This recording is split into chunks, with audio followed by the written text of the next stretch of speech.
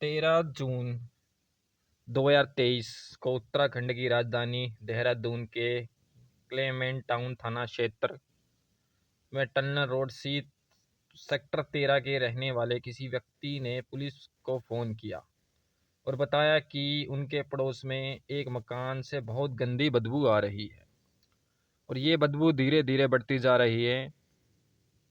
उस व्यक्ति ने आगे बताया कि हमने उस घर पर जाकर देखा तो वहाँ पर बाहर से ताला लगा हुआ है और बदबू ऐसी खतरनाक है कि वहाँ पर खड़े होना भी मुश्किल हो रहा है। उसने बताया कि अब उन्होंने दरवाजे को पीटना शुरू किया।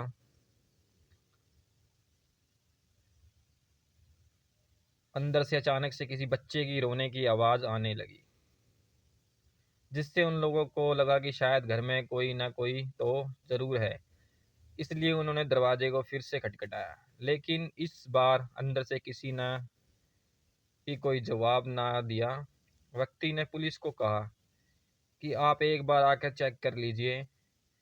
इस घटना के बारे में पता चलते ही देहरादून पुलिस तुरंत क्लेमेंट टाउन के उस घर पर पहुंची। उस समय वहां पर पड़ोस में कुछ लोग भी बाहर खड़े थे। जिस घर से बदबू आ रही थी उस घर के मकान मालिक सोहेल भी वहां पर मौजूद थे। मकान मालिक सोहेल ग्राउंड फ्लोर पर रहते थे, जबकि बदबू फर्स्ट फ्लोर से आ रही थी। इसलिए पुलिस ने तुरंत फर्स्ट फ्लोर पर जाते ही वह घर के अंदर जाने के लिए दो दरवाजे थे, लेकिन मेन दरवाजे पर बाहर ताला लगा हुआ था। दूसरा दरवाजा अंदर से बंद किया गया था, लेकिन कुछ बात यही थी कि उनमें से एक दरवाजे पर जाली लगी हुई थी। शायद इसी जाली के वजह से दुर्गंध बाहर आ रही थी। अगर नॉर्मल दरवाजा होता तो किसी को पता नहीं चलता। पुलिस ने जाली वाले दरवाजे की जाली काटते हुए घर के अंदर जाते हैं और साथ ही कुछ पड़ोसी भी अंदर चले जाते हैं, लेकिन घर के अंदर बेडरूम का मंजर इतना भयानक था जिससे देखकर पुलिस भी सहम गई और वहां पर मौजूद पड़ोसियों को भी हालत खराब हो गई, क्योंकि वहां पर कमरे के अंदर फर्श पे दो लाशें पड़ी थी। देखने से लग रहा था कि उनमें से एक शव किसी पुरुष का है, दूसरा महिला का। उन शवों की हालत बहुत खराब हो चुकी थी। ऐसा लगता था कि वह शव पिछले कई दिनों से वहां पर पड़े हुए थे। उनकी नाक और गले की से काफी खून निकला हुआ था जो पूरे फर्श पर फैला हुआ था और सूख कर पूरी तरह से काला पड़ चुका था। उन लाशों पर कीड़े भी रेंग रहे थे, लेकिन तभी अचानक से उनकी नज़र एक ऐसी चीज पर पड़ी जिससे देखकर वहां पर सभी लोग हैरान रह गए, क्योंकि वहां पर उन लोगों की लाशों के पास एक नवजात बच्चा भी पड़ा हुआ था। जब पुलिस ने इन बच्चे को चेक किया तो पता चला कि वे अभी जिंदा है। उसके देखने से लगा कि शायद बच्चे को पैदा हुए ज़्यादा समय नहीं हुआ। उस बच्चे की उम्र एक हफ्ता रही होगी और कहीं ना कहीं ये बच्चा उन्हीं मरने वालों का था। इसका मतलब था कि जब से उनकी मृत्यु हुई तब से बच्चा भूखा प्यासा और बदबू के बीच पड़ा हुआ था, जिसकी वजह से उसका शरीर पीला पड़ चुका था और उसके ऊपर भी कीड़े रेंग रहे थे। इसके बाद पुलिस ने बिना देरी किए तुरंत बच्चे को हॉस्पिटल भिजवाया। वहां पर डॉक्टर ने उसे ट्रीटमेंट शुरू कर दिया। उसके बाद फोरेंसिक टीम भी घटना स्थल पर बुलाया गया। फोरेंसिक टीम घटना स्थल पर पहुंचकर सबूत जुटाने लगी। मकान मालिक से पूछताछ करना पता चला कि ऊपर का कमरा उन्होंने अनम खान और काशिफ खान नाम कपल को किराए पे दिया था। अनम उसकी बीवी का नाम था, काशिफ उसके पति का।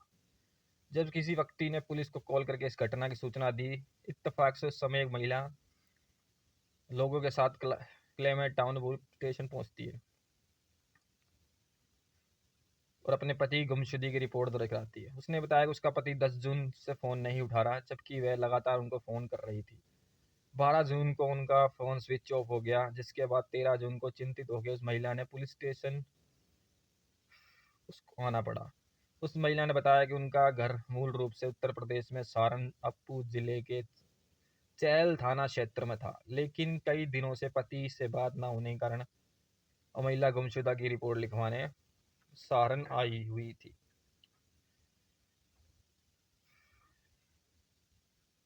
उसका पति देहरादून में काम करता था, वहीं रहता था।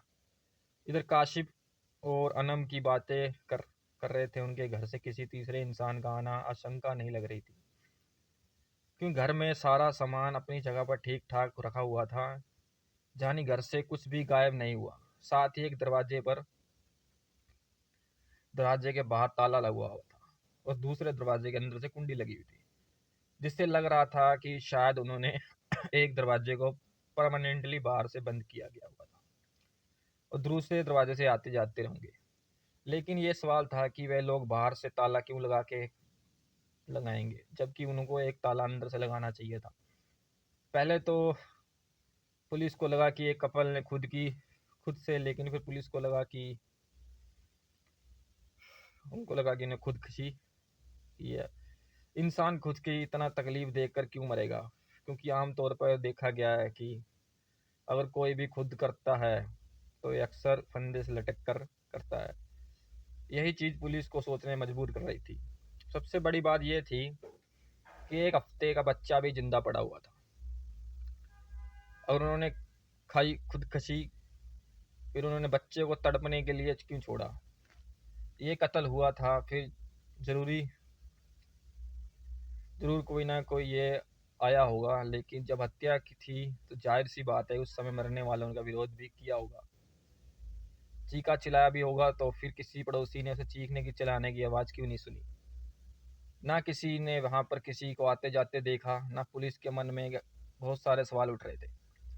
पुलिस ने उन शवों को पोस्टमार्टम के लिए हॉस्पिटल भिजवा दिया, क्योंकि आगे की जांच के लिए पहले जानना जरूरी था कि मौत कैसे हुई। मकान मालिक की बात करने पर पता चला काशी वराना में घटना 4 महीने पहले शिफ्ट हुए थे।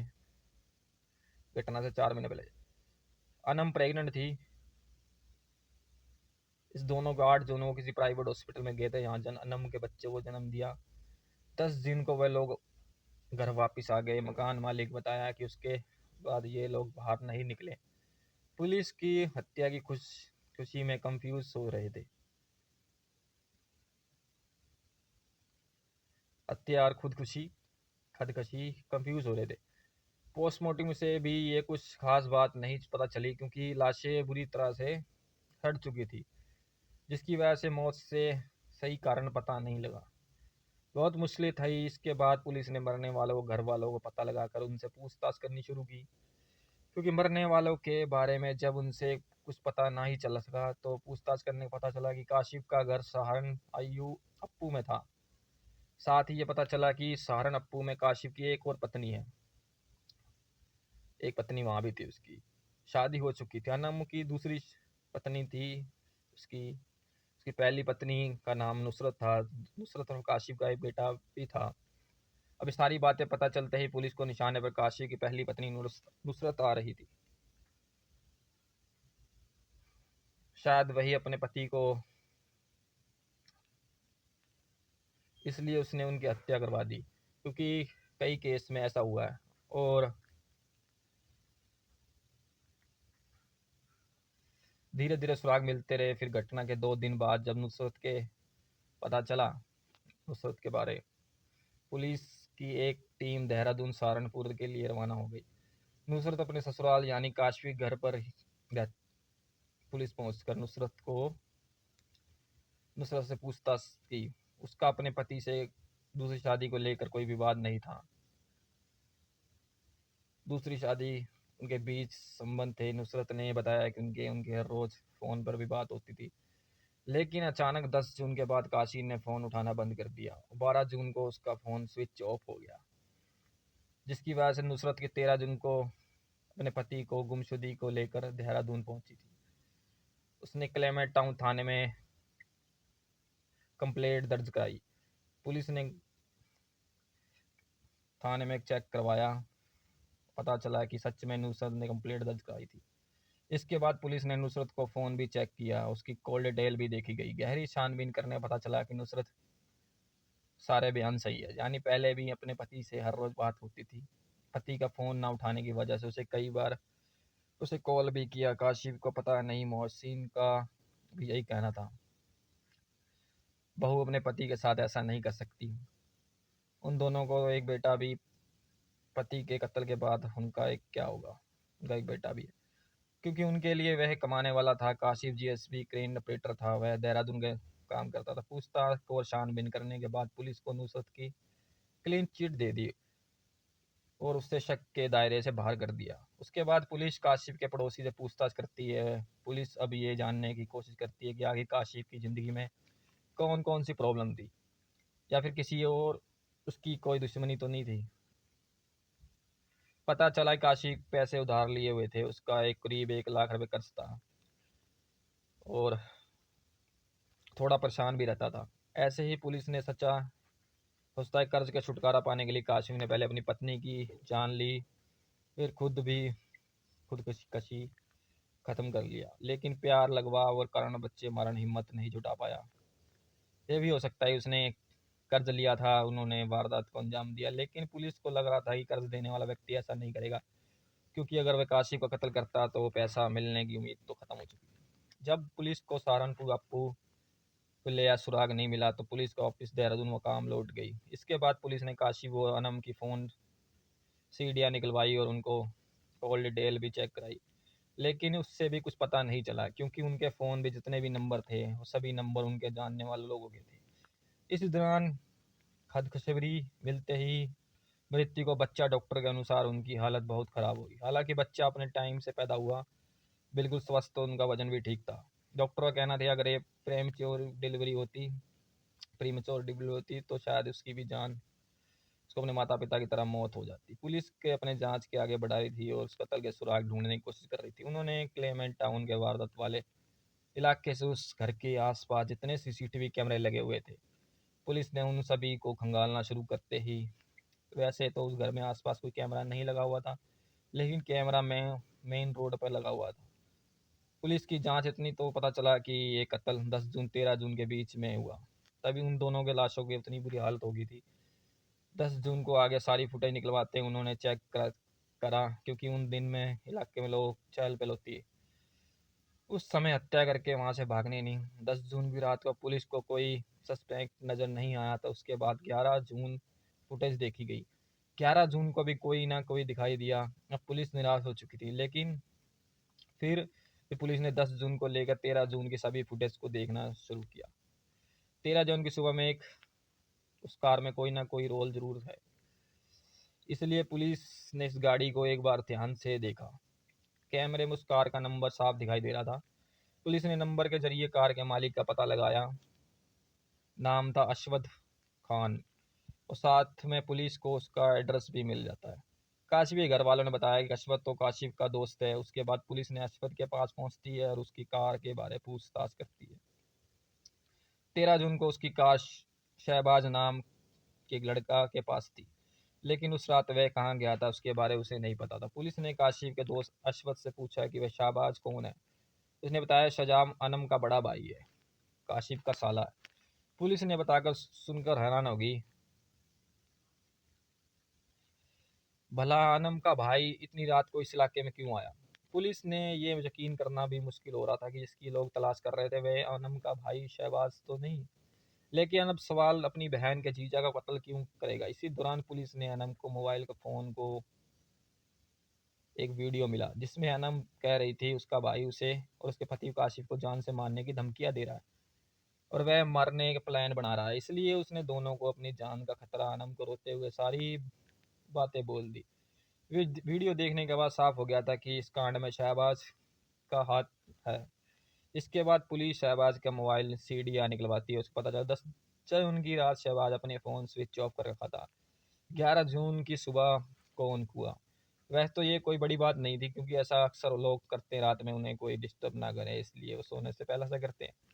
शहबाज ने केवल 10 जून की रात को अपना फ़ोन स्विच किया, पहले कभी ऐसा किया था और ना ही उसके बाद कभी ऐसा किया उसने। शहबाज को शक के घेरे में लिया रहा था। साथ में ये पता चला कि 13 जून की उस लोकेशन की क्लेमेंट टाउन में 10 जून को भी फ़ोन स्विच ऑफ होने के पहले अपनी बहन के किराए वाले घर पर था, लेकिन उसका फ़ोन ऑन हुआ तो कहीं और इधर उधर की। जब हत्या में शहबाज का नाम आया तो काशी के पिता ने क्लेमेंट टाउन के और बहू की हत्या के पीछे शहबाज का हाथ बोला।